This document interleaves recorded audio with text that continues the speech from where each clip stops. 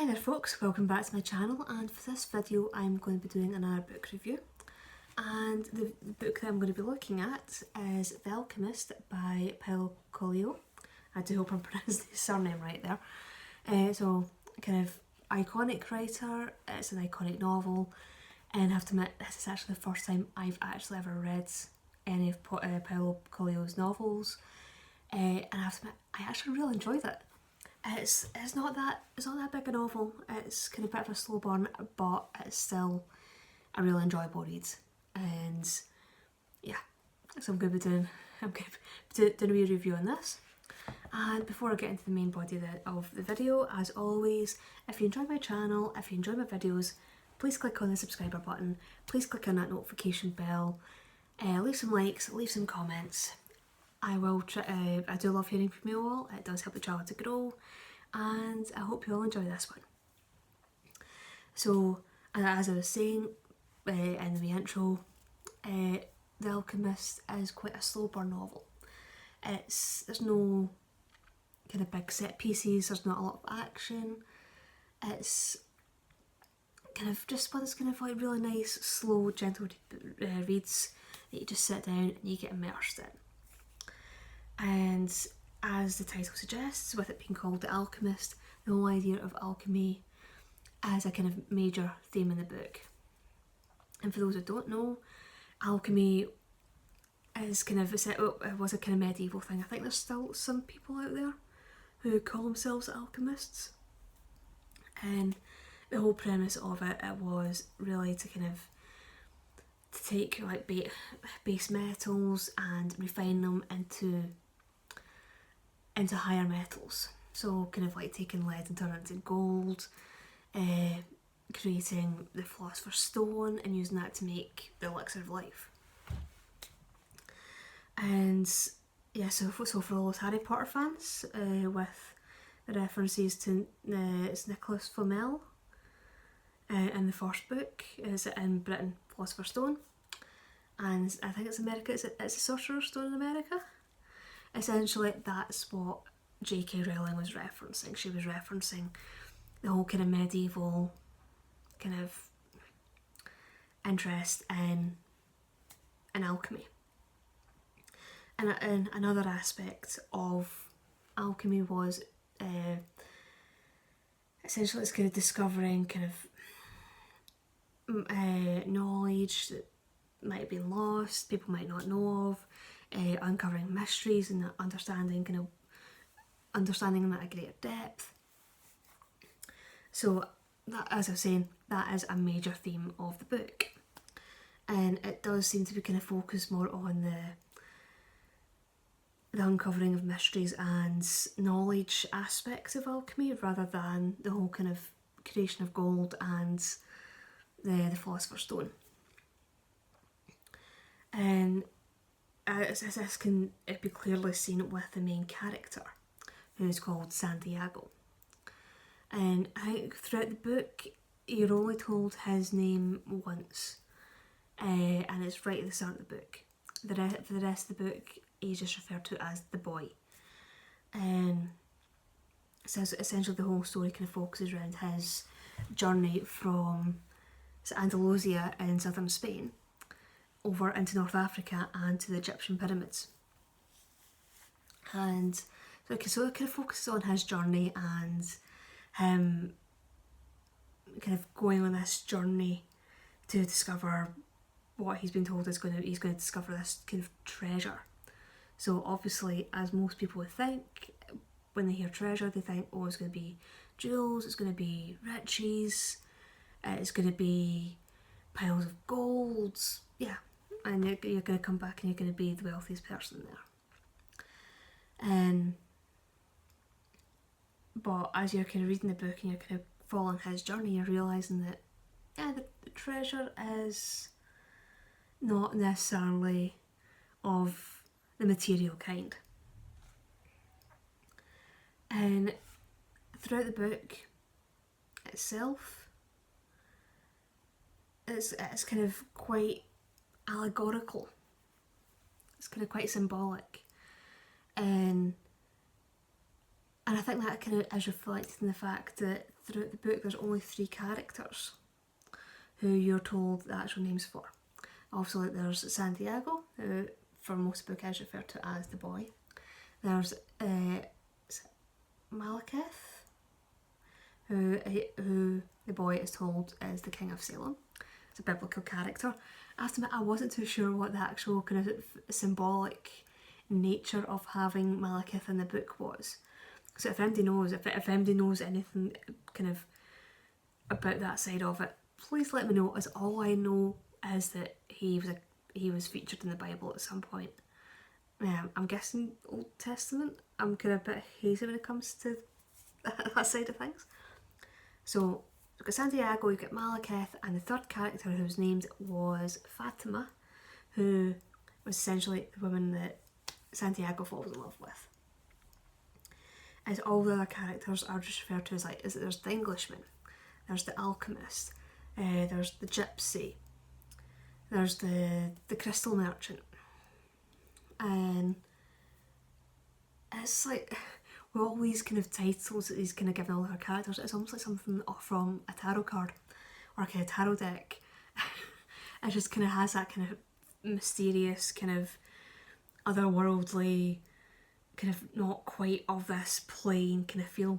Kind of, again, it's like a lot of these kind of seem to be kind of not stereotypes, but it's kind of, they're almost just like kind of symbolic of the journey that the boy is going on.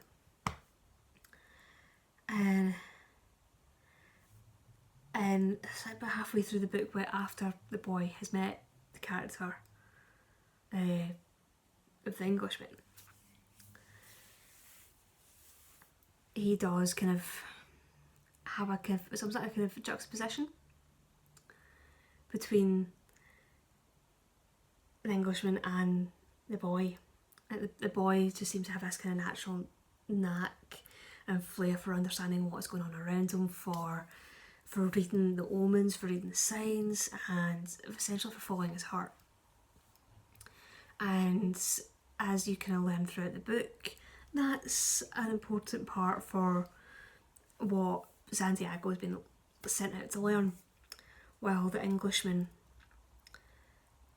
is very much got his head kind of stuck in books. He's trying to kind of learn it as much as he can without actually watching and observing what's going on around him.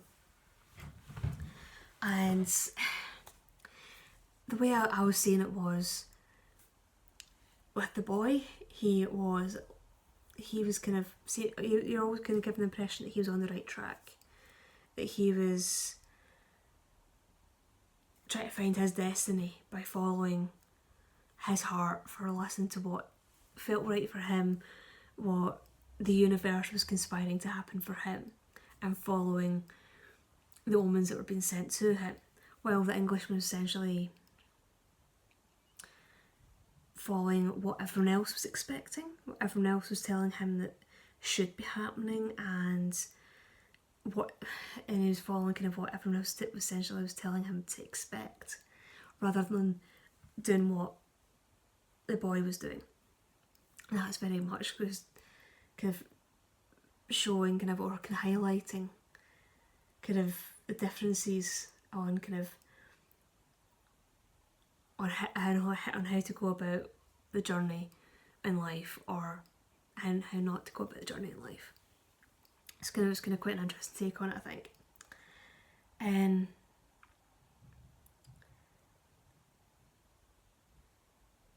sorry, if I stop and I pause, it's just because I'm trying to read, as I said in previous videos, I'm trying to read my notes and try to decipher my own handwriting. I've got quite bad handwriting that even sometimes that even I can't read, so I do apologise. And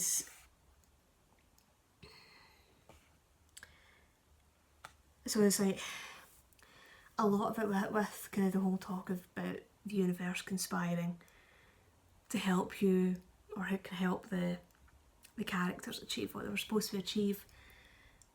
It's kind of, I think that there is a school of thought that I've seen some of my friends talk about, where it's kind of,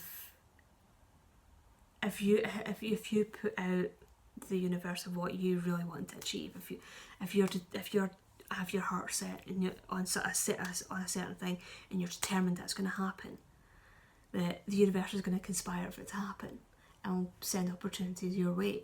You just have to recognise those opportunities. So it is a kind of a school of thought that some people do adhere to. Well, as I was saying previously, it's like the whole kind of idea of self-development and kind of listening to your higher heart and kind of following your heart is a very important part of the novel.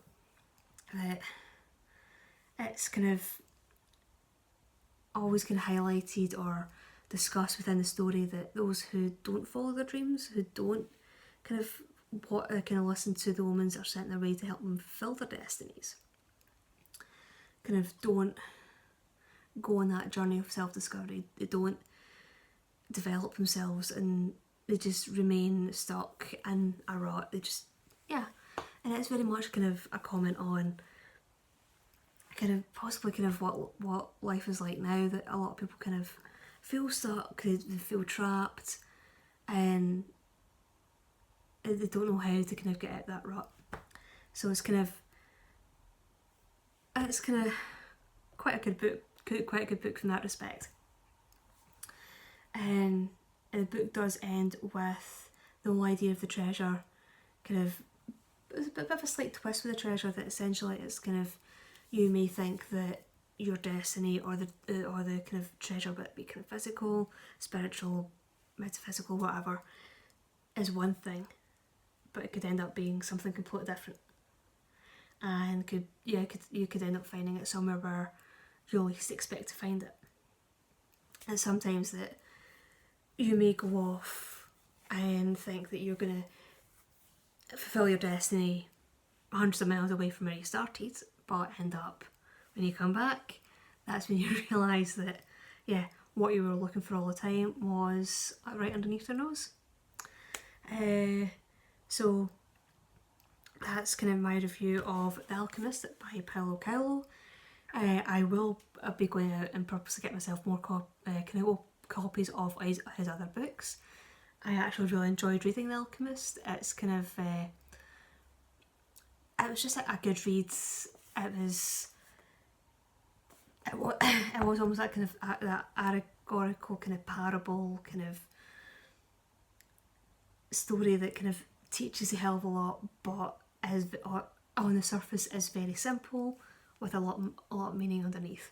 So it is one book that I would definitely recommend for going out and getting yourself a copy of, and I hope you all enjoy it. And I'm going to finish the video here, and I hope you all enjoyed watching what you saw, and I'll see you all in the next video. Bye bye.